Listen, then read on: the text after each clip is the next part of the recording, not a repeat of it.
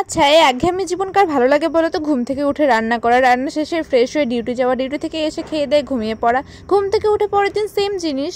এই একঘেয়েমি জীবনটাকে একটু তো চেঞ্জ করা উচিত। তাই চলে গেছিলাম আজকে একটু ঘুরতে। ঘুরতে বলতে আমার যারা আর কি কলিগ আছে, যাদের সাথে আমি কাজ করি, ডিউটি করি, সবাই মিলে একটু বেরিয়েছিলাম। আমরা এখান থেকে 5 জন একসাথে হয়ে বেরোচ্ছি, আর একজন আসবে বাড়ি থেকে, তার বাড়ি ওই সাইডেই, তো সে বাড়ি থেকে ডাইরেক্ট জয়েন করবে। তো এখান থেকে আমরা একটা টোটো করে তারপরে চলে যাচ্ছিলাম। আর এইদিকে পুরো রাজবাড়ির সুন্দর দৃশ্য দেখতে দেখতে আমরা যাচ্ছিলাম। তোমরা কে কে রাজবাড়িতে দেখেছো বলো তো? আমাদের কোচবিহারের রাজবাড়ি। অবশ্য আমিও মাঝে মাঝে ঘুরতে যাই একটু চান্স পেলেই ফ্রেন্ডসদের সাথে। তো কথা বলতে বলতে আমরা চলেই এসেছিলাম। আমরা এসেছিলাম জয়া সিনেমাতে। তো এখানে কি মুভি লাগিয়েছে বলো তো? মুভিটার কথা পরে বলছি, আগে বলছি এখানে আমরা অনেকটা আগে চলে এসেছিলাম, ভাবছিলাম একটু ঘুরে দেখবো।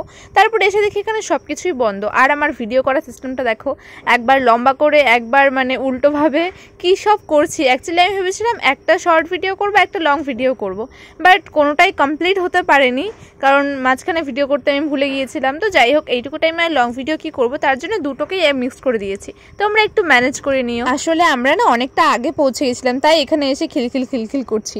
আর দেখো অবস্থা, সবগুলো এখানে ফোনে লেগে আছে, আর আমি এখানে ভিডিও করে দিচ্ছি। আমাদের একজনের আসা এখনো বাকি আছে, যার কথা বললাম বাড়ি থেকে আসবে, সে এখনো আসেনি। পেছনে কি এটা? হাই গাইস, কার্তিক আরিয়ান দিদি চলো না এরকম রাস্তা। বল। ওইটা তো ইসেটা কি রেস্টুরেন্টটা, কি নাম ভুলে গেছি রেস্টুরেন্টের। এই যে অযোগ্য। এই মুভিটা কারা কারা দেখেছো বলো তো? আসলে আমি এটা দেখতে গেছিলাম, প্রথমে কোনো ট্রেলার ফেলার কিছুই দেখিনি, ডাইরেক্টই দেখতে গেছিলাম আমরা।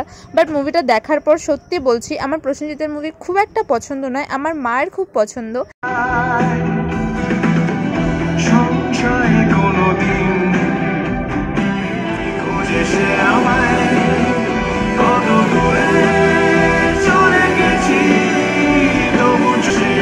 মুভিটা দেখতে গিয়ে আমার মনে হয়েছিল যে আমার মাকে যদি নিয়ে আসতাম মায়ের খুব পছন্দ হতো। অবশ্য আমারও খুব ভালো লেগেছে মুভিটা। সাধারণত এরকম মুভি আমি দেখি না, এরকম মুভিকে কোনো মুভি সেরকম এখন আর দেখা হয় না, বাট মায়ের আমার থেকেও বেশি পছন্দ হতো এই মুভিটা। জানো তো, এখন আর টিভি দেখা হয় না ছোটোবেলায় যেরকম দেখতাম। এখন সবাই কাজের মধ্যে এত ব্যস্ত হয়ে গেছে যে এগুলোর জন্য টাইম নেই। তাও একটু মাঝে মাঝে টাইম বের করে অবশ্যই নিজের জন্য একটু টাইম বের করা উচিত। তো মুভিটা তো আমার এবং যারা দেখতে গেছিলাম সবারই খুব ভালো লেগেছে। তোমরা কে কে দেখেছো এই মুভিটা বলো তো?